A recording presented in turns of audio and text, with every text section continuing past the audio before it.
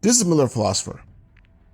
The far east of Middle-earth is a region that is shrouded in silence that even the characters who went there refuse to talk about.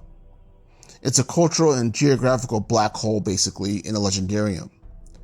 And yet, these forgotten peoples also witnessed the greatest apocalypses in Arda's history, just as the people in the West did. Tolkien gives us almost nothing about the Far East beyond the Sea of Bruin. What we do have comes from High Elf and Sindarin chroniclers, Dunedain scribes, and the hobbits Bilbo and Frodo Baggins, Samwise Gamgee, and Merry and Pippin. But the East had its own civilizations as well, while all the chaos was going on in the West. These peoples lived outside of the Western narrative. They weren't in Beleriand, they weren't in Eriador, and they weren't in Numenor. They weren't in the Councils of the Wise. But they were alive when the world shook, and they had their own voice. What were those voices? How did they take this? When I read about the great apocalypses of Middle-earth, I am always intrigued by what these people thought or saw what was going on, since we're never given a perspective. The sinking of Beleriand happened while the world was still flat, if we take the Silmarillion's mythic cosmology seriously. And whenever the Valar go to war, the geography of Middle-earth pays the price for it. At this time, the ancestral homes of the elves, Cuiviénen, has long since been gone, perhaps shrunken, or perhaps even dried up. The land of Hedorian, where men first awoke, is implied to be still there, and according to the Silmarillion, the Second Age, far beyond that in the east lies the Gates of Morning. The War of Wrath was on the western side of this flat world, so there wouldn't have been any cataclysms in the physical sense, since the East had not seen the continent sink. However, I think they would have felt the sky change. Remember that when Umptuno fell in the First Age, the elves at Cuiviénen saw lightning flashes and the stars blotted out of the sky, while the conflict continued, and even afterwards. It's possible then that the Avari elves that remained may have preserved legends and myths of that particular event, and that those same myths and stories would echo again during the War of Wrath, when Beleriand was sunk. The Eastern Dwarves would think little of it because it's none of their business, and again, all they're seeing is a weather change, but they're mostly digging underground, so what does it matter?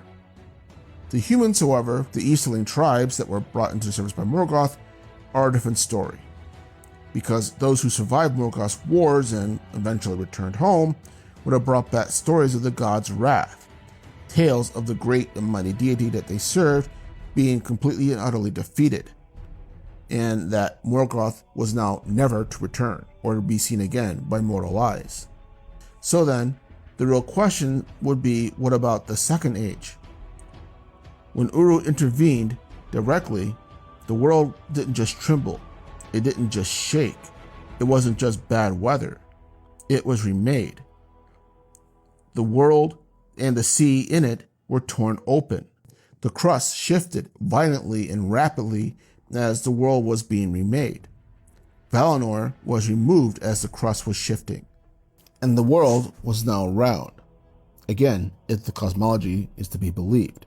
And this time, the east of Middle-earth would not have been spared, because now the far east of Middle-earth would be connected with the west of Middle-earth via the changed sea and the rounding of the world. And given how violent such an event would be, it's going to be noticed by everybody in the world. The Eastern Dwarves would have experienced the same cave-ins and underground quakes and structural collapses that their western kin endured in the Blue Mountains at the end of the First Age, and none of them would have understood why, because there was no one there to explain what happened. The Avari, reclusive and myth-rich, might have recalled again the fall of Umptuno, perhaps realizing for the first time that the ancient myths of ancient gods were not just old stories, but very real powers that were capable of reshaping their world. And the mysterious Gates of Morning would have either been removed with Valinor or destroyed as part of the Great Cataclysm like the great lamps of the ancient days. But the biggest change is going to be happening on the eastern coast that we hear nothing about. This is where the devastation becomes much, much more visceral. Because if Sauron had been teaching his people to industrialize to prepare them for war, then coastal settlements would have likely existed during this time. And they would have heard the earth being ripped apart, literally, seeing the dark clouds and lightning and fire across the eastern horizon and rolling the skies above them into starlight or whatever darkness lay beyond. The sea would recede impossibly far, far more than they've ever experienced, far more than they could even imagine, exposing land that had never existed, before the ocean would then returning as towering walls of boiling hot water, now obliterating anything and everything in their path, and traveling very, very far inland because of the magnitude of the destruction that had just happened. Islands would vanish. Coastlines would be written in minutes, just like what happened in the West. Imagine surviving that without knowing why. Knowing in the far east of Middle Earth, knowing what the hell happened and why they were not dead when they should be. Given the scale of Uru's intervention, yes, I believe that everyone in the world would have felt that violent change. And that it's also possible, if I want to take this one step further, that Sauron likely weaponized that fear when he returned after the fall of Numenor to gather armies for the War of the Last Alliance. That it was the West that caused the destruction of their ancestors, and that the gods punished them because of the people in the West, and to follow him so that they can strike back and prevent such a thing from happening again. This may have been how he rallied the Easterlings and possibly even Eastern Dwarves for the War of the Last Alliance at the end of the Second Age. It's also possible, too, that perhaps the Blue Wizards and Saruman, when they made their way out there, explained to the people in some fashion what happened to their ancestors who survived that event, much like how the descendants of ancestors of tropical islands who survived great tsunamis and volcanic eruptions remember their stories pass it down through generations. In conclusion, we often read Tolkien from the perspective of the West, but the East lived through the same cosmic events and chaos, just without the context, and none of the lore, and none of the guidance as well.